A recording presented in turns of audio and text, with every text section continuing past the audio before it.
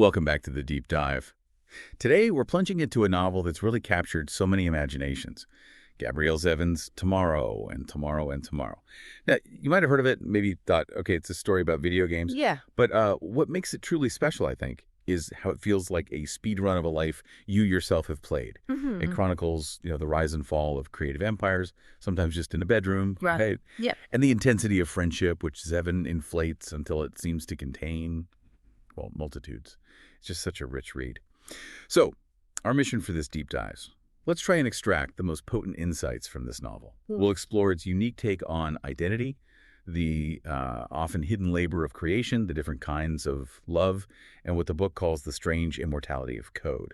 Yeah, and what immediately strikes me, right from the start, is how the novel's structure mirrors its content. It isn't just telling a story about game designers. Right. It's actually built like the games they create. It sort of invites us not just to read, but to almost play along, to experience these deep human themes interactively. Absolutely. The architecture is incredible. It's, like you said, built like the games its heroes build. Non-linear, replayable, yet secretly linear. Zevin uses this great frame. 3 acts, infinite continues. How does that actually work in the story? Well, Act 1, that's like 1987 to 1994. It's basically the origin story. Yeah. We meet Sam Masseur and Sadie Green as kids. In the hospital game room, right? Playing Mario. Exactly. Bonding over Super Mario Bros. So it covers that, puberty, separation, and then they meet again at Harvard. Then you have Act 2, say 94 to 2004. That's their real creative explosion. A golden age. Yeah, the golden age. Yes. College dropouts, the garage startup, and then Ichigo, their landmark game. It just becomes this cultural earthquake. And Act 3, 2004, right up to 2023. That's the long tail, isn't it? The long tail. Sequels, IPOs, but also the darker stuff. Gun violence touching their work. Creative burnout. That glitchy realization that the most difficult level is other people. Oof. Yeah. And woven through all this are those continue interludes. They're not just chapter breaks. They're these short, almost playable vignettes. Playable. How so? Well, you get to briefly inhabit a side character or maybe replay a key scene, but from a different point of view. It gives it this feeling that's both cinematic and interactive, like the cursor is just hovering over someone's heart. Wow. It really deepens your understanding, seeing things from multiple angles. That totally makes sense, and it makes you invest in them. Speaking of characters, Sam Masseur and Sadie Green, they're described as co-op protagonists. Yeah. Sam is half Korean, half Jewish, and he has a physical disability from a childhood car accident, that phantom limb where his left foot was. But there's also this emotional disability. Right. This conviction he has that he's hard to love. The book calls it a phantom save file present until you try to load it. It's such a powerful image. It really is. That feeling of something vital being almost there, but when you reach for it, nothing. Just empty space. And then Sadie Green, Jewish, brilliant, beautiful. And the novel really highlights her exhaustion with what it calls the beautiful, brilliant tax every woman in tech pays in additional emotional labor. That hits hard.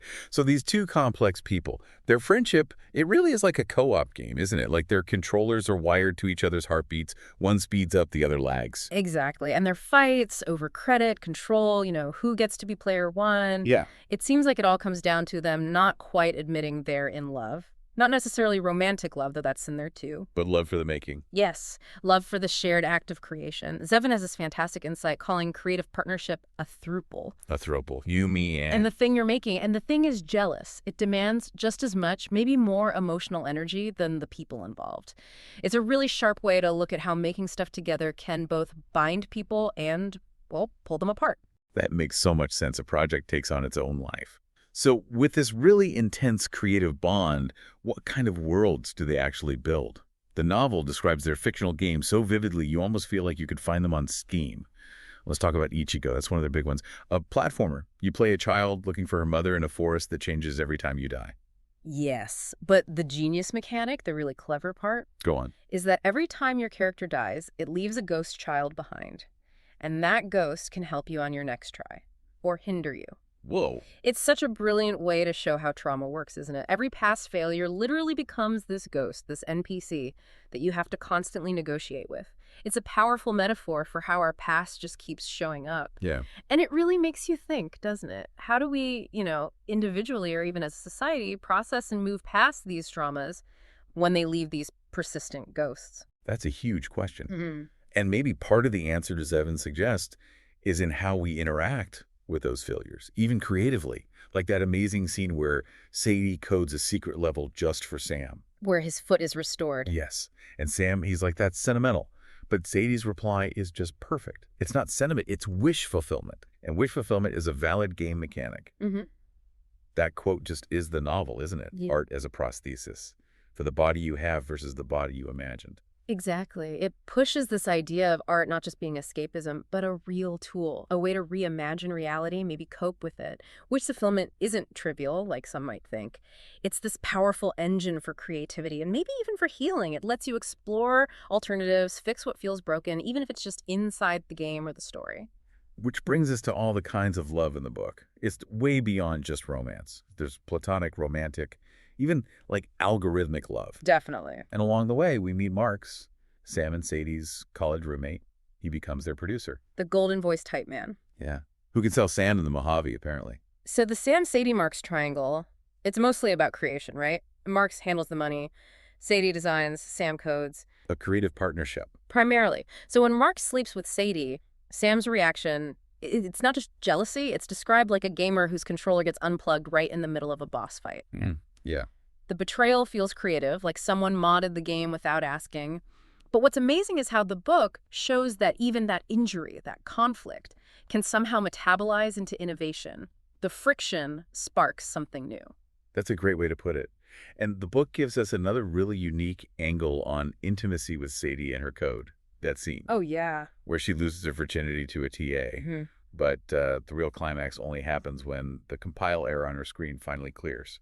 It's funny and awkward and, yeah, weirdly moving. Sex is debugging.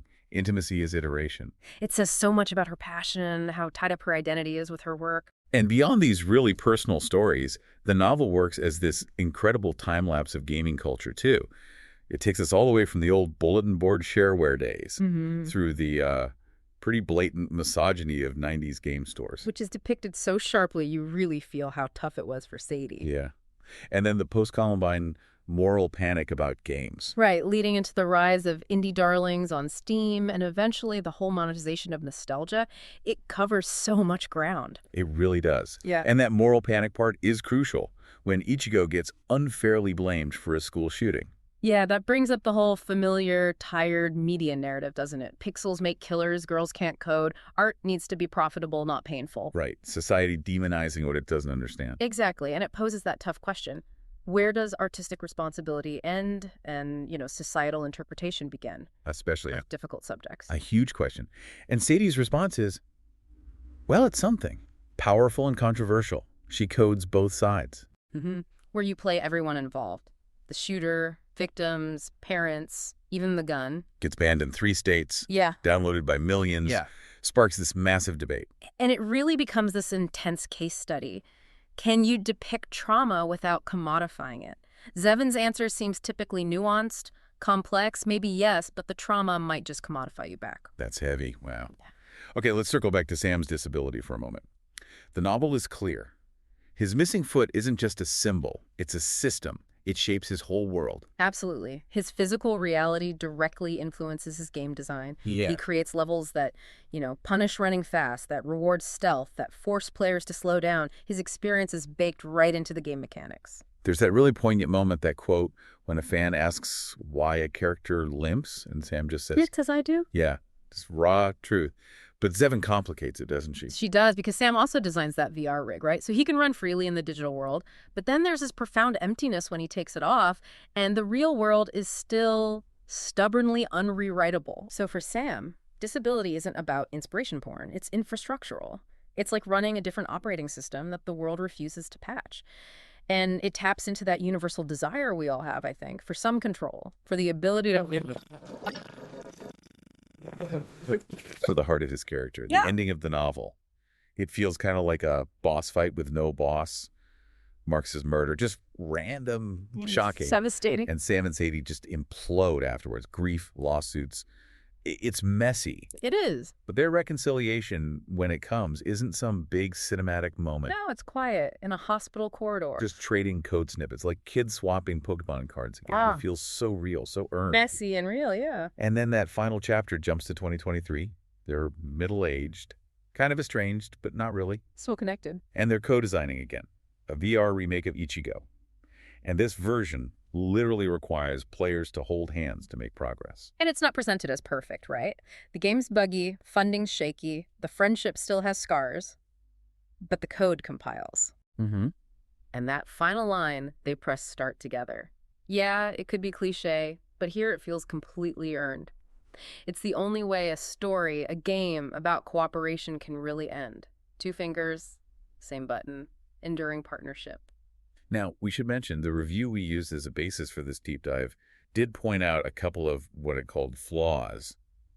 Maybe some subplots feel like side quests that don't quite land. Sure, that's fair. And the fact that nobody's really a villain means sometimes the conflict feels a bit fuzzy, like a laggy server where everyone's trying but not quite connecting. Yeah, the stakes can feel a little low sometimes because everyone is ultimately understandable. Right. And maybe the constant meta commentary on game design sometimes feels like, developer commentary you can't turn off. But hey, even brilliant stuff has its quirks. Absolutely. And despite any minor things like that, the novel's legacy is already pretty impressive. I mean, Tomorrow is apparently showing up in game design courses, in startup pitch decks. Even couples therapy sessions. Right. It's inspired indie studios to try making co-op games that actually require emotional check-ins.